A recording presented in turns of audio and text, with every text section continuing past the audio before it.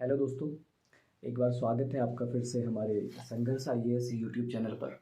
और मैं आपके सामने फिर से एक बार लेकर आया हूँ हमारे संविधान को पढ़ने का जो क्रम चल रहा है, जो हमारी कड़ी चल रही है, उसमें हम वन बाय वन एक एक पार्ट करके एक एक भाग करके संविधान की सारी चीज़ों को पढ़ते चले जा रहे हैं, जो हमारे नॉर्मल एग्ज़ाम के प्रोस्पेक्ट से भी बहुत इम्पोर्टेंट है। और हमारे नॉर्मल हमको पता भी होना चाहिए कि भारतीय नागरिक होने के नाते हमको इन सब चीज़ों के बारे में जानकारी भी होनी चाहिए। तो उसके लिए उसी क्रम में हम आगे बढ़ते हुए आज का जो इम्पोर्टेंट टॉपिक है वो है फंडामेंटल ड्यूटीज़, या कहें तो मौलिक कर्तव्य, या उनको हम लोग कह देते हैं कि संविधान में जो भाग 4 क है, एक संविधान में भाग 4 क है। जैसे ही मैं बात करता हूँ संविधान में पार्ट बी, ए, सी, या जैसे ही मैं बात करता हूँ कि संविधान का कोई अनुच्छेद ए, बी, सी, फर्स्ट, सेकंड, थर्ड, या क, ख, ग, ऐसे हम जब भी कोई बात करते हैं तो हम लोगों के दिमाग में सबसे पहले क्या आना चाहिए, मैंने आपको बताया भी है कि संविधान की जो मूल भावना है, संविधान का जो मूल स्ट्रक्चर है, जो फंडामेंटल स्ट्रक्चर संविधान का है, उस संविधान में कोई छेड़छाड़ नहीं हो सकती। ये सुप्रीम कोर्ट की सबसे बड़ी बेंच जो केशवानंद भारती बनाम केरल राज्य की जो वर्डिक्ट था, जो उसका केस था, उसमें सुप्रीम कोर्ट ने कहा था कि संविधान की मूल भावना को, मूल स्ट्रक्चर को, या जो उसका फंडामेंटल स्ट्रक्चर है उसको टच नहीं किया जाएगा। संविधान में जब भी कोई अमेंडमेंट किया जाएगा, जब भी कोई संशोधन किया जाएगा, तब उस संशोधन में क्या किया जाएगा कि किसी एक पार्ट को लाके जोड़ा जाएगा या किसी पार्ट को हटाया जाएगा, तो उसको सब्स्टिट्यूट किया जाएगा, उसको part A, part B, part C करके या उसके सब सेक्शन करके जोड़ा जाएगा। तो आज हम लोगों का पढ़ने का जो इम्पोर्टेंट फैक्ट है, जो एस्पेक्ट है, वो एस्पेक्ट है कि मौलिक कर्तव्य क्या होते हैं। संविधान बन गया है, हम लोगों ने संविधान में अलग अलग तरीके की चीज़ें हम आगे पढ़ेंगे भी और हमने पढ़ भी ली है।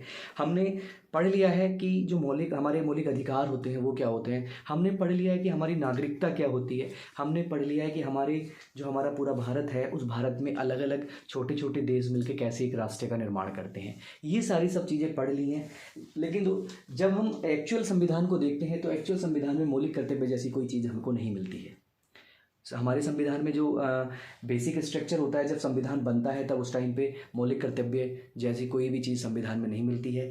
इसको जोड़ा जाता है 42वें संविधान संशोधन के थ्रू 1976 में। और जोड़ा जाता किसकी अनुशंसा पे है, आपको पता ही है। जब हम लोग बात करते हैं किसी संसार में, जब हम लोग बात करते हैं किसी सिस्टम में, किसी कंपनी में, या किसी राज्य में, या किसी संघ सरकार में, तो हम जब अपने अधिकारों की बात करते हैं तो सीधी सी बात है, अधिकारों की अपनी बात कर ली, व्यक्तिगत रूप से हमने अधिकारों की बात संविधान में पढ़ ली है। व्यक्तिगत रूप से हमने राज्यों के अधिकार, राज्यों के दायित्व की बात पढ़ ली है। तो एक दिमाग में हमारे बात आती है कि जब तुम किसी से अपने अधिकारों की क्लेम करोगे तो क्या सामने वाला, क्या जो अधिकार तुमको दिए जा रहे हैं वो अधिकार देने वाला कोई ऐसा बंदा होगा जो तुमसे भी कुछ अपेक्षा करेगा, कि तुम्हारी भी तो कुछ अपेक्षा होनी चाहिए तुमसे भी, कि तुम भी ये करो तब तुम अधिकारों की मांग करो। तो ऐसे ही बहुत बड़ी डिबेट है। जब हम लोग इसको मेंस के प्रोस्पेक्ट से पढ़ते हैं या ऑप्शनल के प्रोस्पेक्ट से पढ़ते हैं, तो हम अलग अलग जो बुद्धिजीवी लोग होते हैं, अलग अलग जो फिलोसफर होते हैं, दर्शन शास्त्री होते हैं, उनकी डिबेट पढ़ते हैं कि क्या मौलिक कर्तव्य जो हैं वो किसी न किसी तरह से जो मौलिक अधिकार हैं या फिर जो राज्य के नीति निर्देशक तत्व हैं उनको कहीं टच करते हैं, उन पे क्या प्रभाव डालते हैं। तो मैं आपको एक लाइन में बताते हुए निकल जाऊंगा कि जो मौलिक कर्तव्य हम आप पढ़ने वाले हैं, वो मौलिक कर्तव्य अगर आपको अपने अधिकार चाहिए और आपको राज्य का जो दायित्व है उससे दायित्व चाहिए, तो कहीं ना कहीं आपको ये जरूर ध्यान रखना होगा, कहीं ना कहीं आपको अपनी फंडामेंटल ड्यूटी ध्यान रखनी होगी, क्योंकि ये तभी आपको आपके अधिकार मिल सकते हैं जब आप राज्य के नीति निर्देशक तत्व जो होते हैं वो अच्छे से लाई करें। और उसके साथ साथ जो व्यक्तिगत तौर से हमारे भारत में रहने वाले या हमारे किसी राज्य में रहने वाले जो लोग हैं, उनकी भी जो कर्तव्य हैं, उनकी जो ड्यूटियाँ हैं, वो ड्यूटी को अच्छे से निभाएंगे तो हम अच्छी तरीके से, यानी कि ये तीनों चीज़ों को अगर हम एक तरह से समन्वित रूप से पढ़ते हैं, उन तीनों चीज़ों को हम मिला के पढ़ते हैं, तो हम एक अच्छे रास्ते की तरफ, आप देख ही रहे हैं हमारा संविधान क्या कह रहा है। हमारा संविधान कह रहा है कि हम आगे की तरफ बढ़ें, हमारा किस हिसाब से विकास हो, हम कैसे अपने जो भारत है, हमारा जो राष्ट्र है, उसको विश्व गुरु या बड़ी बड़ी संस्कृतियों में सबसे अग्रिम लेके जाएं। उसी की कड़ी में हम बात करते हैं जो हमारा मौलिक कर्तव्य है। मौलिक कर्तव्य जो सरदार स्वर्ण सिंह समिति होती है, सबसे पहले मैं बात करता हूँ, क्वेश्चन स्टेट पीसीएस में पूछा जाता है, क्वेश्चन पूछा जाता है कि सबसे पहले मौलिक कर्तव्य लागू कहाँ पे किए गए थे, करने वाले देश का नाम बताइए। कई बार दोस्तों क्वेश्चन पूछा जाता है कि सबसे पहले जो मौलिक कर्तव्य थे, आप बोलोगे, आपके बहुत सारे बच्चे फटाफट से देख के कहेंगे कि यूएसएसआर या पूर्व सोवियत संघ या जो आज का रूस है वो, वहाँ से हमारे मौलिक कर्तव्य लिए गए हैं। हाँ दोस्तों, वहाँ से लिए तो जरूर गए हैं, लेकिन वहाँ से पहले भी सबसे पहले लागू जो किया था, सबसे पहले लागू करने वाला जो लोकतांत्रिक देश था वो हमारा क्या था, वो था जापान। और उसके बाद हमने लागू किए, और हमने लागू जो किए, हमारे जो संविधान में जो भी मौलिक कर्तव्य आए हुए हैं वो पूर्व सोवियत संघ या यूएसएसआर इसको बोलते थे, वहाँ से लिए गए हैं। एक नंबर का क्वेश्चन यही आ जाता है।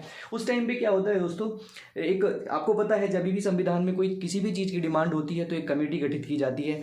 संविधान को छोड़ो, आप किसी भी विधान में, किसी भी सिस्टम में, या अगर छोटी सी बात करें, हम अपने परिवार में भी अगर कोई डिसीजन लेना है, हमें परिवार में कोई एक ऐसा डिसीजन लेना है जो थोड़ा इंपॉर्टेंट है, तो उसमें भी हम लोग क्या करते हैं, हम लोग मंत्रणा करते हैं। हम लोग 2-3 लोग मिलकर उस पर बात करते हैं, विचार करते हैं। उसके बाद विचार करने के बाद उसके सारे एस्पेक्ट्स को देखते हैं, उसकी सारी चीज़ों को देखते हैं। उसके बाद कुछ निर्णय निकालते हैं, और निर्णय निकालने के बाद फिर उसके बाद निर्णय निकालने के बाद किसी के सामने रखते हैं, जो हमारे घर में बड़ा बंदा होता है, जो भी उसको चलाने वाला होता है। फिर वो उसको बताता है उसमें से कौन सी चीज़ें अच्छी हैं, कौन सी चीज़ें खराब हैं। खराब चीज़ों को हम निकाल के साइड कर देते हैं, अच्छी चीज़ों को हम उसमें एडमिट कर लेते हैं। सेम यही प्रोसीजर होता है किसी भी सिस्टम को चेंज करने का। सेम यही प्रोसीजर हुआ कि जब अधिकारों की मांग बढ़ती, आपको पता है 72, 73, 74 में कितना अधिकारों की मांग बढ़ी थी, कितने केस सुप्रीम कोर्ट में पहुंचे थे, कितने अधिकारों का हनन भी हुआ था।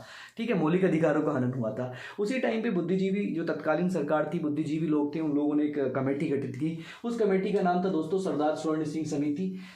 सरदार स्वर्ण सिंह समिति गठित होती है, वो अपनी अनुशंसा पेश करती है संसद के सामने या तत्कालीन सरकार के सामने। उसमें से जब यही क्वेश्चन पूछा जाता है कि किस समिति की अनुशंसा पे भारत के संविधान में जो मौलिक कर्तव्य है उनको एडमिट किया गया था, तो आपको ध्यान रखना है सरदार स्वर्ण सिंह समिति बनाई गई है। जैसे ही समिति की बात करते हैं, समिति में कोई एक आदमी नहीं होता है, समिति का ऑलमोस्ट जो अध्यक्ष होता है, जो उसकी अध्यक्षता करता है, उसी के नाम पे समिति का नाम रख दिया जाता है। तो ऐसा नहीं है कि सरदार स्वर्ण सिंह समिति में सरदार स्वर्ण सिंह ही अकेले होंगे, उनके साथ कई सारे और भी उनके अधीनस्थ होंगे, उनके जो चाहने वाले लोग होंगे, उन्होंने जो भी अनुशंसा अलग अलग दी होगी।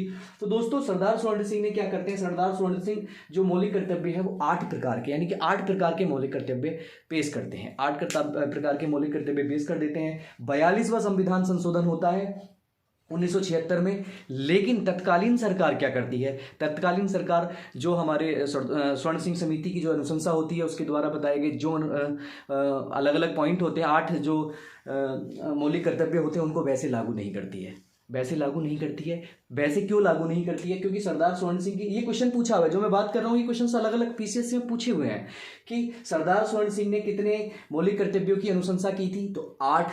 ठीक है, कौन से ऐसे एक इंपॉर्टेंट अभी पूछ लिया जाता है कि सरदार स्वर्ण सिंह ने, या दे दिया जाएगा कि क्या कर अदायगी को मौलिक कर्तव्य बनाए जाने के लिए किस समिति ने अनुशंसा की थी, तो आपको बताया जाएगा कर अदायगी का मतलब यानी कि जो टैक्स है उसको अदायगी करना एक जो हमारे भारत का नागरिक है, जो हमारे भारत के लोग हैं, उनका कर्तव्य होना चाहिए। ऐसे करके उन्होंने ऐसे करके 8 अनुशंसाएं दी थी। लेकिन तत्कालीन सरकार, आपको पता है सरकार का क्या सिस्टम होता है, सरकार का सिस्टम होता है कि वो लोगों की लोकप्रियता चाहती है ताकि वो लगातार सरकार सत्ता में बनी रहे। तो उस हिसाब से उन्होंने उसको कम किया, थोड़े बहुत अधिकारों को चेंज किया, मौलिक कर्तव्यों को चेंज किया, उसमें थोड़ा छेड़छाड़ की, और लागू करने के टाइम पे की बात आती है, अनुशंसा किसने की? सरदार स्वर्ण सिंह समिति की। एक बार क्वेश्चन पूछ लिया गया कि मौलिक कर्तव्य को लागू करने के लिए किस समिति का गठन किया गया था, किस समिति की अनुशंसा थी, तो बहुत सारे लोग क्या करके आए थे, स्वर्ण सिंह समिति लगा के आ गए थे और बैठ गए थे कि हमारे तो 80, 90, 100 ही हैं। लेकिन दोस्तों नहीं ऐसा था।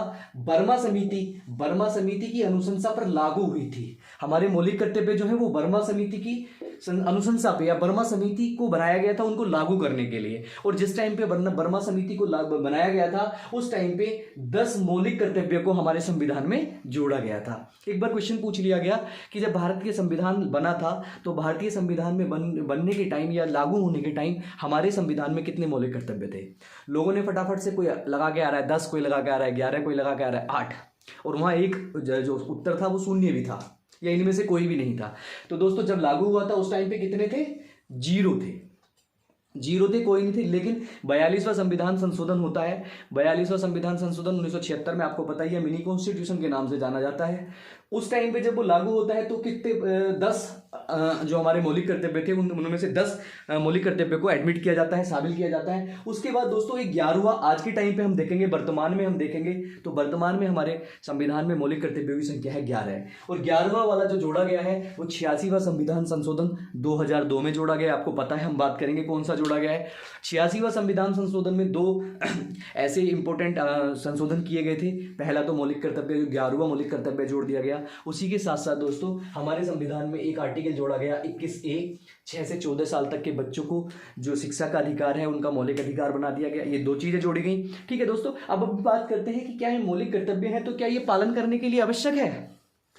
आपसे पूछ लेगा भारत के संविधान में जो मौलिक कर्तव्य हैं, जो फंडामेंटल ड्यूटी है, क्या वो इन्फोर्सिएबल हैं, क्या उनको प्रवर्तनीय है, क्या वो उनको लागू करने के लिए सुप्रीम कोर्ट आप जोर डाल सकती है। तो दोस्तों ये 2 एस्पेक्ट में आपको देखना है। क्या पहला एस्पेक्ट आपका है कि अगर आपका एग्जाम होता है वनडे, जैसे कि मान लो ग्रुप डी का, सी का, या फिर वनडे एग्जाम छोटा सा होता है, तो वहाँ आपको जवाब लगाना है नहीं। वहाँ आपको जवाब लगाना है कि नहीं, कि मौलिक कर्तव्य को लागू करने के लिए हम पे कोई भी दबाव नहीं बनाया जा सकता।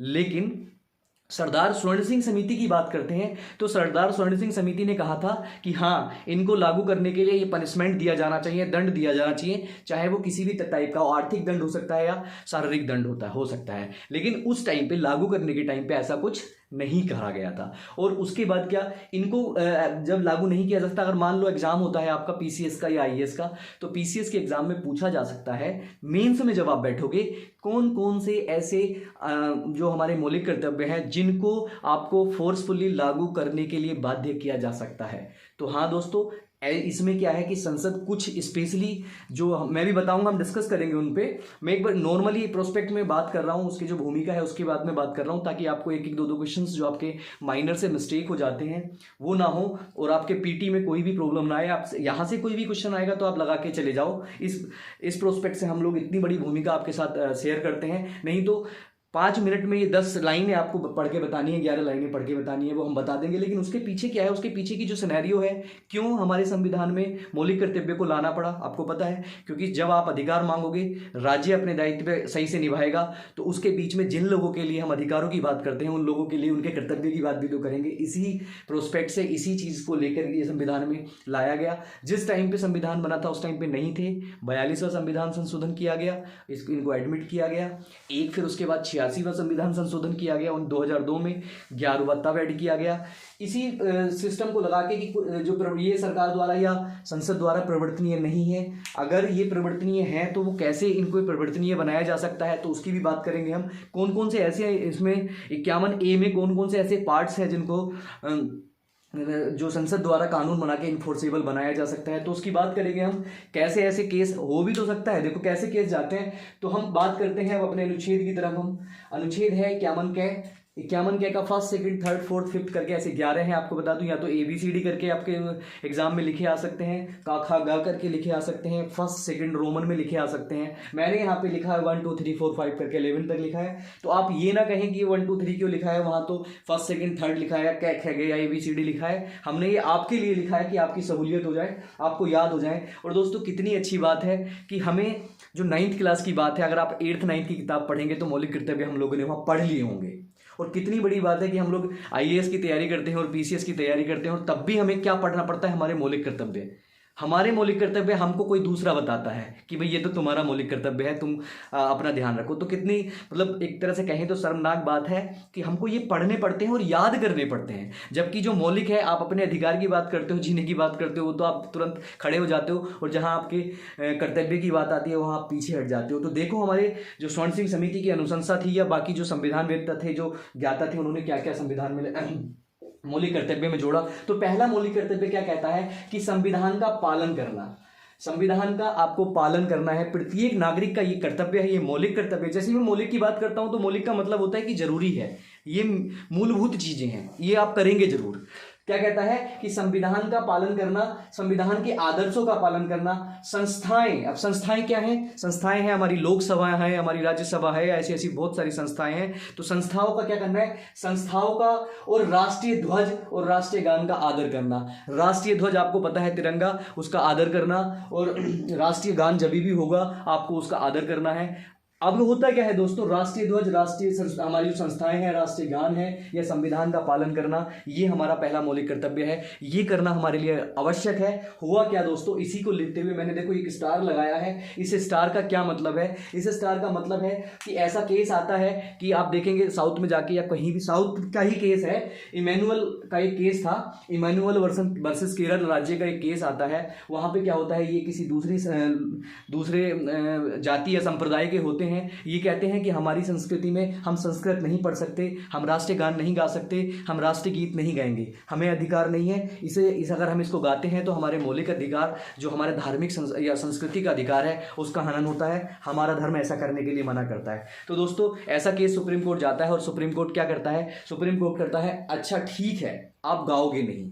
आपने देखा भी होगा, बहुत जगह पे देखा होगा, हमसे जब हम थोड़े बच्चे होते तब हमें बताया गया कि ठीक है आप गाओगे नहीं, कोई बात नहीं, लेकिन आपको जब राष्ट्रीय गान होगा तो राष्ट्रीय गान की जो पोजीशन होगी, राष्ट्रीय गान की जो स्थिति होगी, राष्ट्रीय गान जहां पर भी हो रहा होगा, आपको उसका अनादर नहीं करना है, आपको उसका आदर करना है। हम आपको नहीं गारंटी दे रहे हैं, हम आपसे नहीं कह रहे हैं कि आपको जरूरी है गाना, आप मत गाइए, कोई बात नहीं, लेकिन आप जो सावधान की मुद्रा होगी, आप बिल्कुल ऐसा नहीं है कि पता चला राष्ट्रीय गान चल रहा है और आप राष्ट्रीय गान में फटाफट अपना खैनी खाने लगे या फिर किसी से मजाक करने लगे या किसी से ऐसा कोई अभद्र व्यवहार करने लगे। ऐसा कह के उनको छोड़ दिया कि आपको जरूरी है कि राष्ट्रीय गान और राष्ट्रीय गीत और राष्ट्रीय आदर्शों का आपको पालन करना है, संविधान का पालन करना है। हम आपको फोर्सफुली नहीं कहते, और इसी के थ्रू संविधान में बोला गया कि भाई ऐसा है, जो सरकारें हैं वो सरकारें जो एक ऐसा नियम बनाए, जो हमारा राष्ट्रीय ध्वज है, इसी के द्वारा इमैनुअल वाले वर्सेस केरल राज्य जो एक केस सुप्रीम कोर्ट जाता है, उसके थ्रू सरकारों को आज्ञा दी जाती है कि कोई आप ऐसा नियम बनाइए जिसके थ्रू आप ये ध्वज, मतलब अपने राष्ट्रीय जो आपका ध्वज है उसके सम्मान के लिए या उसका आदर करने के लिए लोगों को कोई ऐसा नियम बना के दीजिए। तो दोस्तों आप देखेंगे, आप हमारे भारत में क्या है, एक राष्ट्रीय ध्वज संहिता है। राष्ट्रीय ध्वज को कब फहराया जाता है उसका नियम है, कैसे फहराया जाता है उसका नियम है, कौन लोग उनको सामने फहराएंगे, कब उतारा जाएगा, क्या कंडीशंस होंगी, सारी चीजें, कब वो होगा, कब उसको झुकाया जाता है, कब उसको ऊपर रखा जाता है, सारी चीजें आपको कहां मिलेंगी, राष्ट्रीय ध्वज संहिता में मिलेंगी। अब क्या कह सकते हैं कि हाँ, राष्ट्रीय जो हमारा एक अनुच्छेद 51 में लिखा है कि राष्ट्रीय ध्वज और राष्ट्रीय गान का हमें पालन करना है, उसका आदर करना है, तो वो क्या है, वो इन्फोर्सिएबल है। आप अगर नहीं करते हैं, आप उसका आदर नहीं करते हैं, उसका अनादर करते हैं, तो आपको कोर्ट में ले जाके आपको सजा, आपको दंड दिया जा सकता है। ये था आपका पहला जो आपको पता होना चाहिए। हमें हर एक बंदे को, क्योंकि सबसे ऊपर क्या है दोस्तों, सबसे ऊपर है, भारत में अगर रहते हैं, लोकतंत्र में रहते हैं, तो संविधान को सबसे ऊपर रखा गया है। नंबर दो की बात करते हैं। नंबर दो में क्या कहता है, नंबर दो में कहता है स्वतंत्रता के मतलब जो स्वतंत्रता, हमारी स्वतंत्रता के टाइम पे जो राष्ट्रीय आंदोलन हुए थे, राष्ट्रीय आंदोलन जो भी हुए थे, तो राष्ट्रीय आंदोलन से जो निकलने वाले जो आदर्श हैं, जो उच्च वाक्य हैं, जैसे मान लो इंकलाब जिंदाबाद, तुम मुझे खून दो मैं तुम्हें आज़ादी दूंगा, या दिल्ली चलो, ऐसे बहुत सारे नारे हमारे जो राष्ट्रीय आंदोलन में जो भी स्वतंत्रता सेनानी थे, उन्होंने अपने प्राणों की आहुति देकर, अपने आप का बलिदान देकर हमारे भारत को क्या कराया, आजाद कराया।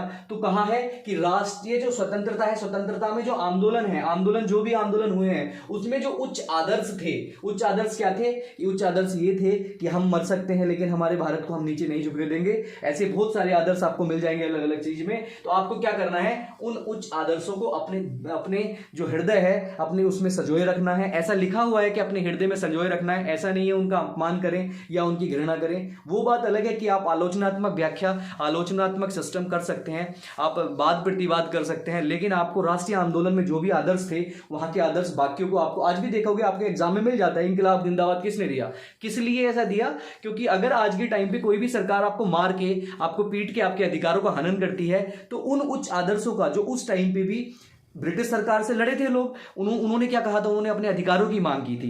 किस आदर्शों से? इन आदर्शों से। तो आज आप भी, ताकि आपको पढ़ लिख के भी आप भी सरकार के सामने जाके अपने आदर्शों की, अपने अधिकारों की मांग कर सकें, तो आपको संजोए रखना है। नंबर 2 पे क्या कहता है, नंबर 3 क्या कहता है दोस्तों, नंबर 3 कहता है कि भारत की एकता और अखंडता और प्रभुता की रक्षा करनी है। दोस्तों क्या कहता है कि भारत की एकता की, आपको एकता बना के रखनी है, अखंडता बना के रखनी है और प्रभुता की रक्षा करनी है, तथा इसे अक्षुण्ण रखना है, इसे आपको को तृण नहीं करना है, ये हर एक नागरिक का दायित्व है।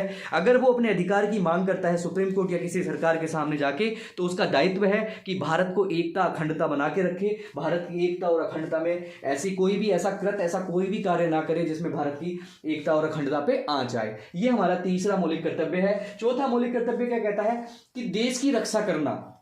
देश की रक्षा करना, अब देश की रक्षा करने का मतलब अगर मैं बोलता हूं तो यही नहीं है कि देश की रक्षा करने के लिए आपको पाकिस्तान के पर जाके बंदूक लेके खड़ा होना पड़ेगा या चाइना के बॉर्डर पे आपको खड़ा होना पड़ेगा। देश की रक्षा करने का मतलब है आप देश के अंदर रह के भी रक्षा कर सकते हैं। जैसे आप देख भी सकते हैं कि हमारे ये जो अभी महामारी आई थी कोविड-19 के टाइम पे, जो हमारे डॉक्टर्स थे या उसके जो सबऑर्डिनेट स्टाफ था, उन लोगों ने किस युद्ध स्तर से भी ज्यादा, मैं कहता हूं अपने प्राणों की चिंता ना करते हुए भी देश को बनाने के लिए कितना योगदान दिया। 48 घंटे लोगों ने क्या काम किया, लोगों ने राष्ट्र की सेवा की, लोगों ने एक दूसरे की सेवा की, एक दूसरे के लिए आए, वहां पे उन्होंने कुछ नहीं सोचा। तो राष्ट्र की सेवा, आप पढ़ाई, अगर आप टीचर हैं अच्छे, आप अगर अच्छे टीचर हैं तो आप वहां के जो अनपढ़ लोग हैं उनको पढ़ा के भी राष्ट्र की सेवा कर सकते हैं। आपके पास कुछ संसाधन है, आपने देखा बहुत सारे लोगों ने क्या काम किया, प्रधानमंत्री राहत कोष में बहुत सारे पैसे जमा किए, तो वो भी राष्ट्र की सेवा है। अलग अलग प्रकार से राष्ट्र की सेवा है। दोस्तों ये भी हमारा मौलिक कर्तव्य है कि हम देश की लोगों का मतलब लोगों क्या करें, देश की रक्षा करें। और अगर हमसे कहा जाता है कहे जाने पर, मान लो कोई ऐसी आपत्ति आ जाती है कि चाइना से युद्ध होना स्टार्ट हो जाता है या कोई अलग तरह की आपत्ति आ जाती है या कोई भूकंप ऐसा ना हो कि कुछ ऐसा आ जाता है, तो कहे जाने पर राष्ट्र की सेवा करने के लिए हमें हमेशा तत्पर रहना चाहिए। ये हमारा मौलिक कर्तव्य है। ये मौलिक कर्तव्य नंबर 4 था। अब नंबर 5 पे क्या कहता है, नंबर 5 पे कहता है कि लोगों में समरसता रहनी चाहिए। लोगों में समरसता, भाई जो भ्रातृत्व है, भ्रातृत्व की भावना का विकास करना। अब क्या कहते हैं, समरसता का मतलब होता है एक आदमी से दूसरे आदमी के बीच में कटुर भाव नहीं रखना है, आपको आपस में मेल मिला के रखना है। आपको गंगा जमुनी सरस्वती का जो हमारा भारत का जो एक अलग से ही नाम लिया जाता है कि ये गंगा जमुनी सरस्वती की एक मतलब एक तरह से प्रतीकात्मक रूप है, यहाँ पे देखने को मिल जाती है हर प्रकार की सिस्टम। तो आपको ऐसा नहीं है कट्टर बन के रहना है, आपको क्या करना है, लोगों में हमारा कर्तव्य है कि भारत के लोगों के बीच समरसता रखनी है। और जो भ्रातृत्व है, भ्रातृत्व का मतलब है भाईचारे की भावना हमको रखनी है, भाईचारे की भावना रखनी है। और साथ ही साथ हमारे जो 5वें मौलिक कर्तव्य है वो ये है कि ऐसी कोई भी प्रथा हो जहां पे ऐसी कोई भी प्रथा जहां पे स्त्रियों का सम्मान ना हो रहा हो, स्त्रियों का अपमान ना हो रहा हो, ऐसी प्रथा का हमें क्या करना है, ऐसी प्रथा का हमें त्याग करना है जहां स्त्रियों का सम्मान ना हो। क्योंकि हमारे यहाँ क्या है, स्त्रियों को पूजा जाता है, स्त्री को देवी समझा जाता है, और ऐसी देवी का अपमान जहां हो वहां हमारे यहाँ भाई जो भ्रातृत्व है या समरसता बनी नहीं रह सकती। इसलिए हमारा कर्तव्य है, प्रत्येक नागरिक का कर्तव्य है कि वो भारत के लोगों के बीच में समरसता बनाए रखे, उसकी भावना बनाए रखे। 6ठे नंबर पर क्या आता है दोस्तों, 6ठे नंबर पर आता है कि हमारी जो सामरिक संस्कृति है, हमारी सामरिक संस्कृति, तो सामरिक का मतलब होता है कंपोजिट का मतलब होता है अलग अलग प्रकार की जो संस्कृतियां हैं, चाहे वो आपकी उत्तर की हो, चाहे वो दक्षिण की हो, चाहे वो नॉर्थ ईस्ट की हो, चाहे वो आपकी ईस्ट की हो, जहां की भी हो, गंगा जमुनी जो भी हमारे पास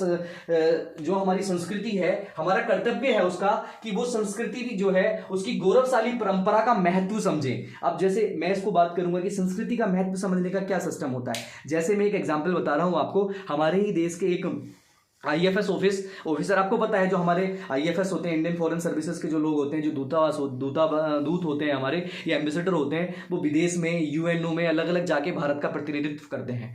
तो अभी कुछ दिन पहले ही आपने देखा होगा कि एक मोमडन थे, उसका नाम शायद मुझे एग्जैक्ट याद नहीं है, मैं किसी की भी बात कर ले रहा हूँ, तो वो रिटायर होने वाले थे, UNO में हमारे भारत का प्रतिनिधित्व कर रहे थे, वो रिटायर होने वाले थे। तो रिटायर होने पर उन्होंने क्या काम किया, रिटायर होते होते उनको अपना मौलिक कर्तव्य याद आया, और मौलिक कर्तव्य के याद आया, क्या कहा कि हमारी जो भी संस्कृति है उसकी गौरवशाली परंपरा को बनाए रखना है। तो वहां पूछा गया कि आपको कैसे करा जाए, कैसे मतलब आपको विदा किया जाए, तो उन्होंने कहा कि हमारे यहां नमस्ते कह के, आप अगर हमें नमस्ते कह देंगे, अंग्रेजों को क्या पता नमस्ते का क्या मतलब होता है, लेकिन ये हमारी संस्कृति है, इस पे हमें गौरव होना चाहिए। आपको देखा प्रधानमंत्री जहां भी जाते हैं वहां हाथ जोड़ के नमस्ते करते हैं, ये संस्कृति है, हमारे भारत में स्पेशली है। हमारे यहाँ ऐसा नहीं है फटाफट हाथ मिलाना वाला या वैसे वाला सिस्टम, ये हमारी संस्कृति का हिस्सा नहीं है, हालांकि हमने इसको एडोप्ट किया है। तो क्या करना है कि जो भी हमारी संस्कृति है हमें उसके गौरव के महत्व को समझना है, उस परंपरा को समझना है, उस परंपरा को हमें आगे बढ़ाए रखना है, ये हमारा एक कर्तव्य है। उसके बाद दोस्तों जो 7वां आता है, 7वां मौलिक कर्तव्य क्या कहता है, सातवां मौलिक कर्तव्य कहता है जो प्राकृतिक और पर्यावरण है, प्राकृतिक पर्यावरण, उसमें क्या क्या आता है मैंने छोटा सा लिखा है। वन आता है, झील आता है, नदी आता है और वन्य जीव आता है। तो उनकी रक्षा करनी है और उनका संवर्धन करना है और प्राणी मात्र के प्रति दया की भावना रखनी है। अब ऐसा नहीं है, मैं क्या कह रहा हूं, प्राणी कौन है, जो पर्यावरण में रहने वाले लोग हैं। पर्यावरण में क्या आता है, पर्यावरण में देखो कृषि और पर्यावरण, बहुत सारे लोग समझ नहीं पाते कि कृषि और पर्यावरण में अंतर क्या होता है, या वन मतलब पशुपालन और वन्य जीवों में क्या अंतर होता है। तो मैं बता दूं, कृषि वो होती है जिससे आपको फायदा मिलने वाला है, जिससे आप लोग आर्थिक रूप से फायदा ले सकते हैं। और पर्यावरण क्या होता है, पर्यावरण में बहुत सारी चीजें आ जाती हैं, वो कृषि भी पर्यावरण में आ जाती है। बहुत सारी ऐसी छोटी छोटी घासें, छोटी छोटी चीजें हैं, वो सारी पर्यावरण में आ जाती हैं, नीचे से लेकर ऊपर तक जितने भी अलग अलग तरीके से आप पढ़ते हैं। और जो वन्य जीव है, वन्य जीव क्या है, आप अगर पशुपालन की बात करते हैं तो पशु से मिलने वाला दूध, अंडे, मांस, इसके लिए तो आप पालन कर सकते हैं। लेकिन बहुत सारे ऐसे जानवर हैं, जैसा शेर, कौन पालेगा शेर को, हाथी कौन पालेगा हाथी को, ऐसे बहुत सारे अनगिनत जानवर हैं, ऐसे ऐसे अनगिनत वन्य जीव हैं, तो उनकी भी हमें रक्षा करनी है। कोई नदी है, अगर मान लो कोई नदी है, तो नदी भी हमारा जो संस्कृति है, हमारी जो धरोहर है, उसकी एक हिस्सा होती है, उसकी रक्षा करनी है। कोई झील है, आपने देखा होगा गवर्नमेंट कितना पैसा लगाती है गंगा की सफाई करने के लिए, कितना पैसा लगाती है छोटी छोटी नहरों को जोड़ने के लिए। तो क्या करना है, हमें उसकी रक्षा करनी है, उसका संवर्धन का मतलब उसको बढ़ा के रखना है, उसको आगे बढ़ाए ले जाना है। और उसके बाद क्या करना है, जो प्राणी है, प्राणियों में दया भावना रखनी है हमें। मान लो अगर कोई जानवर मरता है तो उसके प्रति हमें दया की भावना होनी चाहिए, हमारे अंदर कट्टरता नहीं आनी चाहिए। उसे देख के, उसकी चीजों को देख के हमें, और मैंने क्या लगा रखा है दोस्तों, हमने लगा रखा है स्टार। स्टार लगाने का मतलब है कि यहाँ पे कुछ ना कुछ स्पेशल है। तो स्पेशल क्या है, अब देखा क्या गया, बहुत सारी जगह जाके देखोगे आप, चंदन की लकड़ी है, आप साउथ में जाओगे वहां चंदन की लकड़ी मिलेगी, आप काट नहीं सकते दोस्तों से।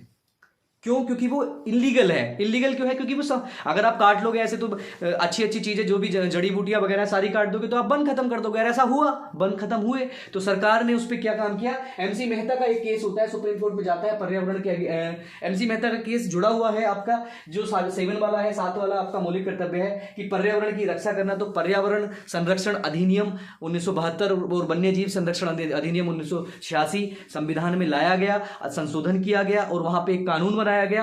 अब अगर आप किसी भी पेड़ को काटते हैं, जो जैसे चंदन का पेड़ है या कोई भी इलीगल पेड़ आपको काटते हैं तो आपको गवर्नमेंट या स्टेट गवर्नमेंट या जिस भी वन्य जीव, जैसा आपने देखा होगा वन विभाग वाले आगे आके आपको पकड़ेंगे, आपको दंड देंगे, आपको दंड कराएंगे।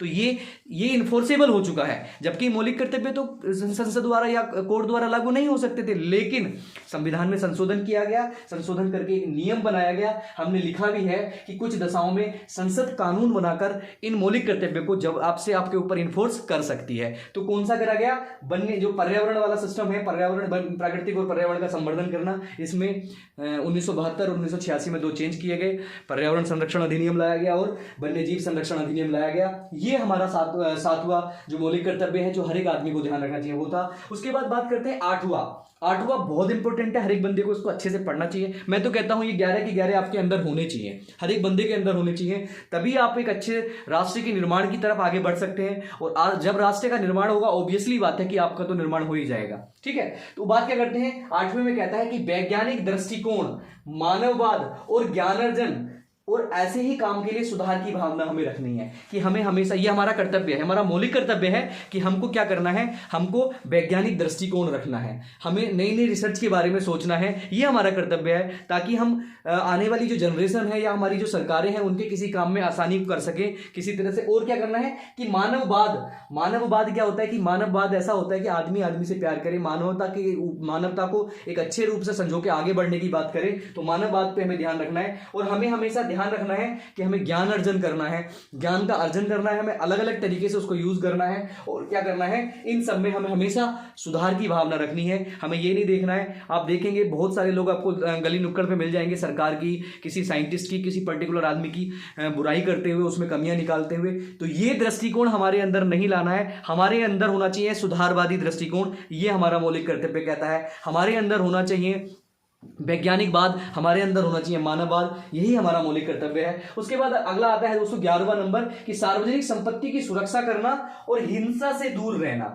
सार्वजनिक संपत्ति की सुरक्षा करना, अभी आपने देखा होगा, कुछ दिन पहले मैंने टीवी पे देखा था, आप लोगों ने न्यूज में देखा होगा कि बहुत लोग रेलवे की संपत्ति को, रेलवे को आग लगा रहे हैं, ट्रैकों को खेड़ के फेंक रहे हैं। तो दोस्तों ऐसी संपत्ति जिसमें हमारा और तुम्हारा बराबर का योगदान होता है वो सार्वजनिक संपत्ति कहलाती है। जैसे रेलवे होता है, रेलवे कहां से आती है दोस्तों? हम लोग किराया देते हैं सरकार को, हम लोग टैक्स देते हैं सरकार को। जैसे मान लो कोई बंदा अगर 100 रुपये कमाता है तो उस पर 12-10% GST के रूप में टैक्स देता है, अपना टैक्स देता है। उसके बाद किसी और तरह से फिर उसका इनकम टैक्स देता है। तो वो सारा टैक्स मिलकर कहाँ चला जाता है? सरकार के पास, और सरकार उससे ही खरीदती है सार्वजनिक संपत्ति, उससे ही बढ़ाती है सार्वजनिक संपत्ति। तो सार्वजनिक, हमारा मौलिक कर्तव्य है कि सार्वजनिक संपत्ति की सुरक्षा करनी है हमको। सार्वजनिक संपत्ति की सुरक्षा करने के साथ साथ हमको जो हिंसा है, हिंसा से दूर रहना है। हमें किसी भी हिंसात्मक सिस्टम में नहीं डलना है। तो दोस्तों हुआ क्या, आपने देखा हमारे संविधान में जरूरत पड़ी कि बहुत सारे लोग पता चला उखेड़ के चले जाते हैं, किसी छोटे से सरकारी अस्पताल को तोड़ के चले जाते हैं, या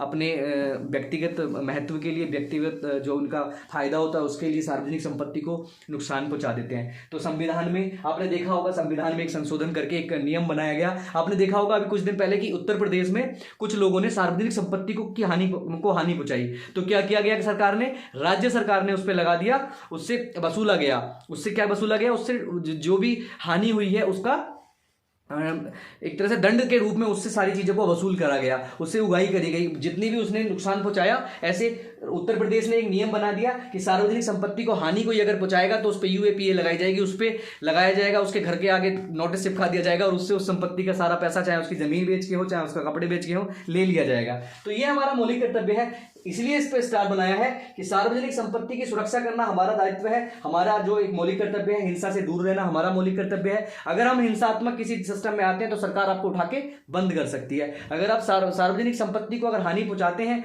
तो आपको सरकार उठा के पुलिस स्टेशन या कोर्ट में बंद कर सकती है और आपको दंड दिला सकती है। तो ये वाला जो 9th वाला सिस्टम है ये भी इंफोर्सिएबल है कि राज्य सरकार या संसद इस पे कानून बना के आपको दंड दे सकती है। अगला आता है दोस्तों 10वें नंबर पे क्या कहता है? 10वें पे कहता है कि व्यक्तिगत और सामूहिक गतिविधियों के सभी क्षेत्रों में। अब क्या कहता है कि मैं व्यक्तिगत का मतलब होता है इंडिविजुअली, और सामूहिक का मतलब होता है पूरा ग्रुप या एक समूह, एक समुदाय। कह रहा है 10वां जो मौलिक कर्तव्य हमारा है वो ये है, व्यक्तिगत और सामूहिक गतिविधियों के सभी क्षेत्रों में, चाहे वो कोई सा भी क्षेत्र हो, संस्कृति का हो, नौकरी का हो, इकोनॉमी का हो, कोई भी क्षेत्र हो, उस समय क्या करना है? उन सब क्षेत्रों में हमें उत्कर्ष यानी कि ऊपर बढ़ने के लिए ऐसा प्रयास करना है कि सतत रूप से हम ऊपर बढ़ते रहें। और हमारे साथ साथ ऐसा करने से क्या होगा? जिससे राष्ट्रीय भी निरंतर रूप से ऊपर बढ़ता रहेगा, राष्ट्रीय भी निरंतर रूप से उत्कर्ष होता रहेगा, ऊपर बढ़ता रहेगा। ये हमें व्यक्तिगत रूप हो, चाहे ऐसा नहीं है कि व्यक्तिगत हित के लिए हम राष्ट्र का हित कर दें।